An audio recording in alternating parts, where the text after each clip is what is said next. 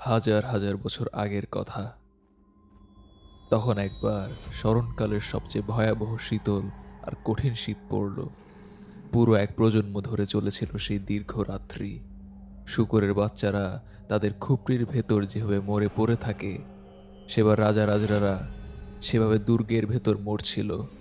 নারীরা শিশু সন্তানদের ক্ষুধা সহ্য করা দেখার চাইতে দম বন্ধ করে মেরে ফেলত। তারা কাঁদত আর দেখত অশ্রু গালেই বরফ হয়ে গেছে।